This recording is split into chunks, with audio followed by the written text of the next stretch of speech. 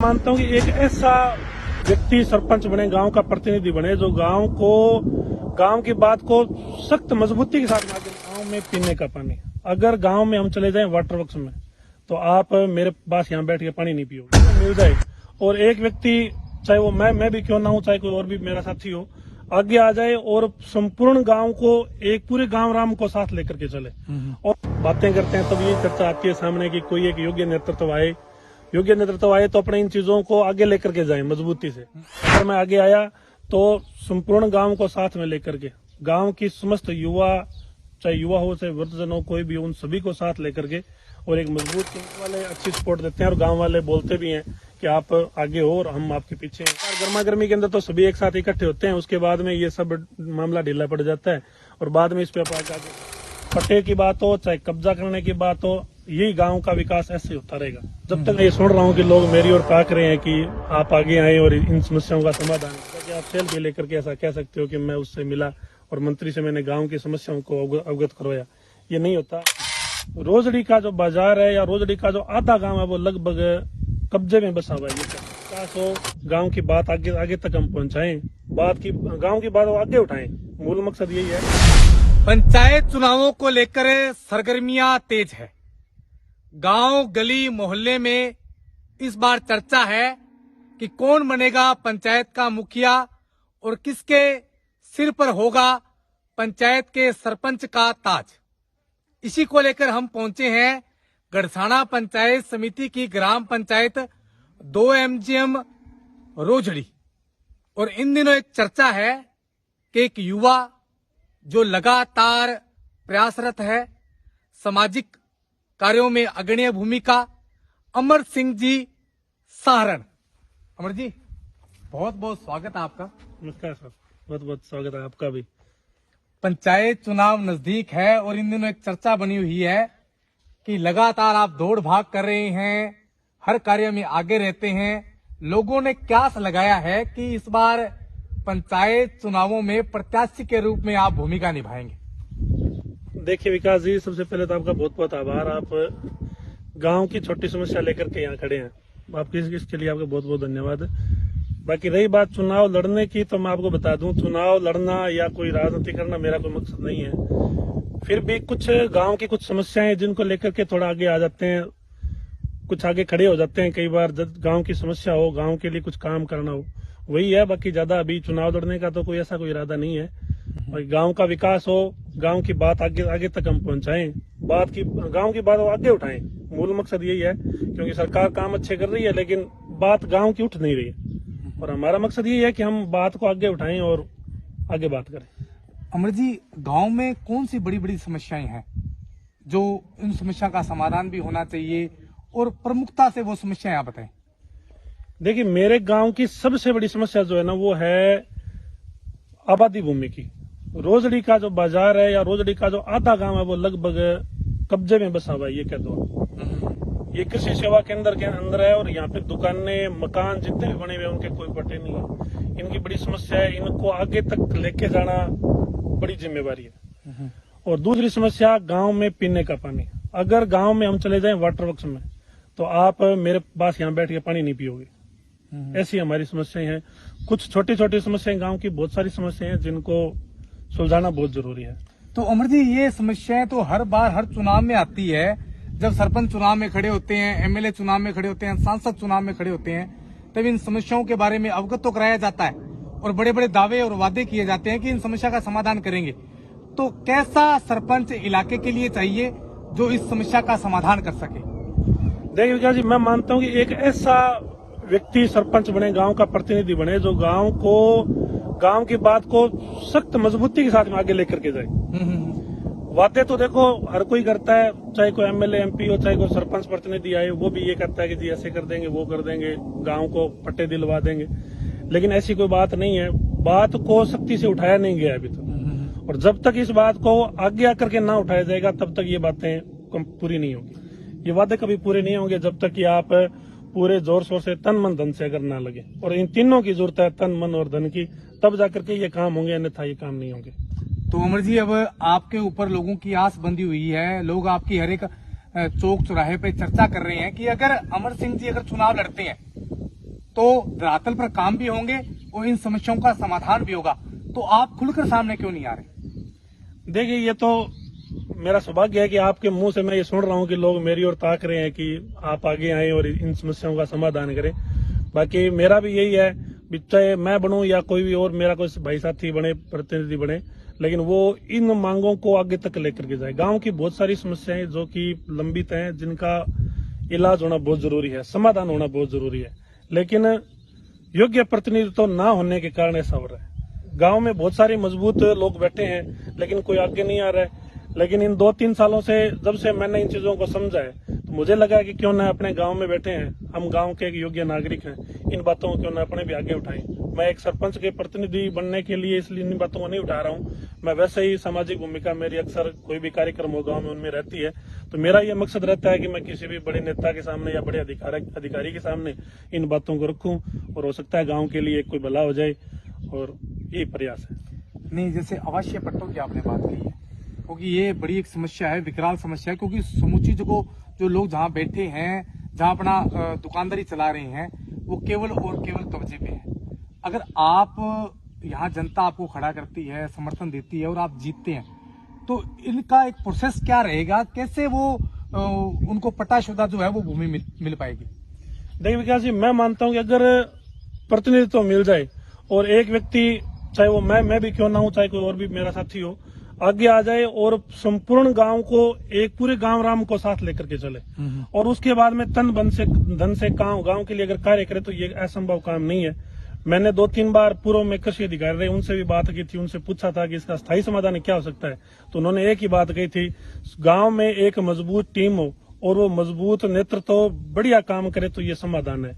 अन्यथा देखो, वादे बातें कहना ये हो जाएगी वो हो जाएगी, ऐसा कुछ नहीं होगा। जब तक एक मजबूती के साथ में और एकता के साथ में, एकजुटता के साथ अगर अपने पेश नहीं हुए, तब तक इन बातों का समाधान नहीं है। चाहे वो पट्टे की बात हो, चाहे कब्जा करने की बात हो, यही गांव का विकास ऐसे होता रहेगा जब तक अपने मजबूती से खड़े नहीं होंगे, गांव के साथ अगर अपने खड़े नहीं होंगे।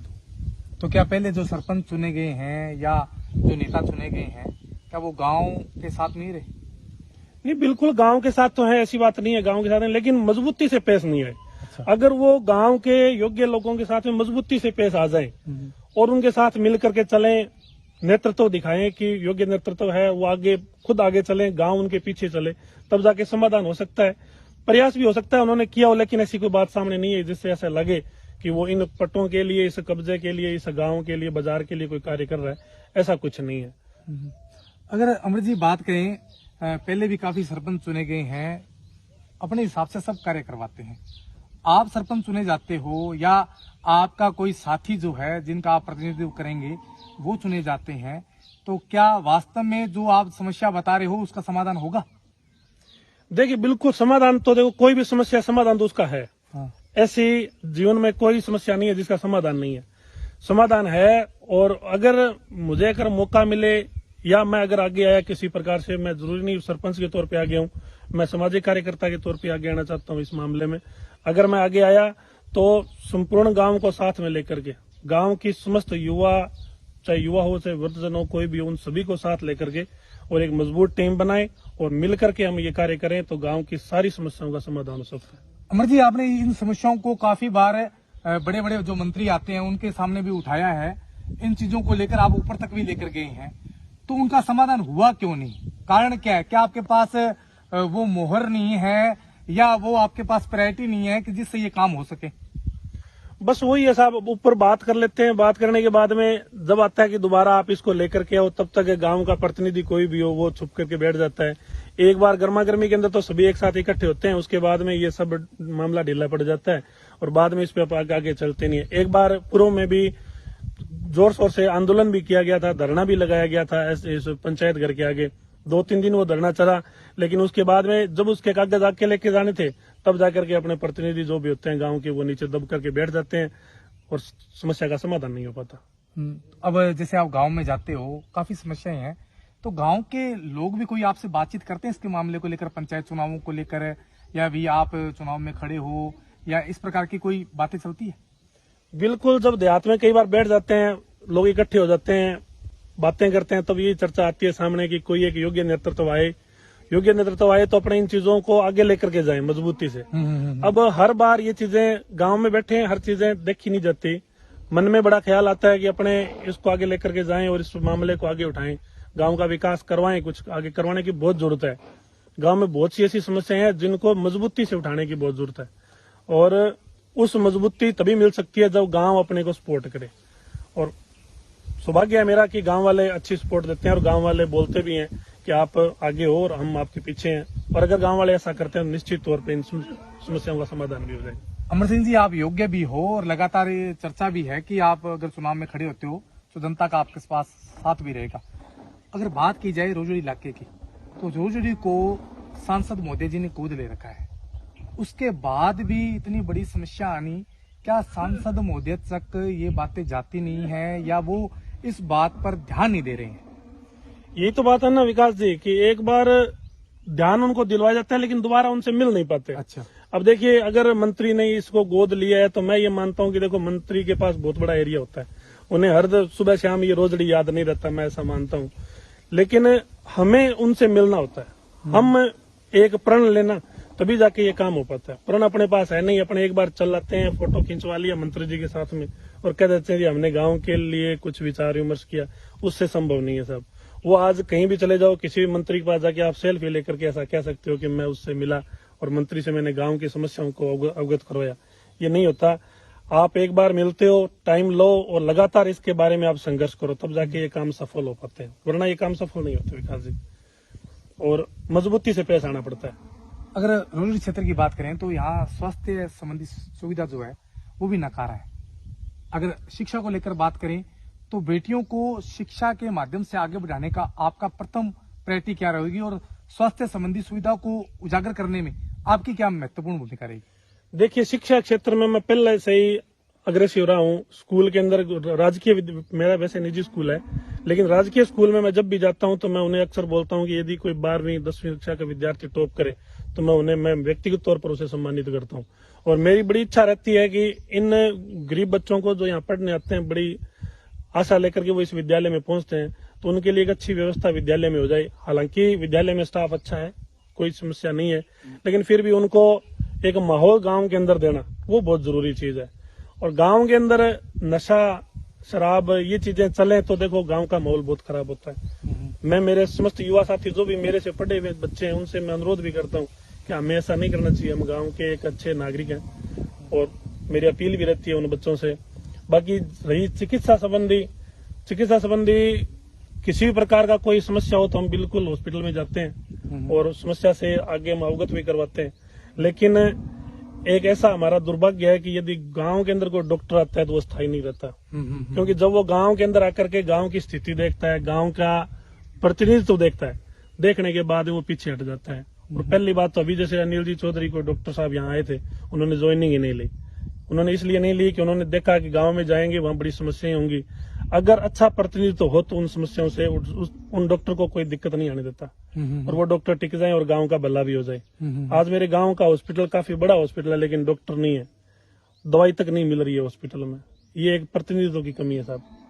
सरकार ने सब कुछ दे रखा है लेकिन अपने पास प्रतिनिधित्व नहीं है। अगर एक अच्छा माहौल हॉस्पिटल में दे दिया जाए तो ऐसा कोई डॉक्टर नहीं है जो आने से यहाँ रुकेगा, बिल्कुल आएगा, दौड़ के आएगा। 5 साल के कार्यकाल में कोई विकास कार्य हुए? विकास कार्य तो विकास जी हुए हैं, अच्छी बात है, जितने भी हुए हैं, बाकी मूल जो समस्या है उनका समाधान नहीं हुआ। तो अगर जनता आपको चुनावों में खड़ा करती है तो क्या ये जो मूल समस्या आप जो दावे कर रहे हैं, वादे कर रहे हैं, क्या आप भी इन पे खरे उतरोगे क्या? देखिए विकास जी, ज्यादा बड़ी बात तो मैं नहीं करूंगा, लेकिन ये बता दूं, जमीनी स्तर की समस्याएं उनको सारी को सुलझाएंगे। ठीक है, जरूरी है सबसे।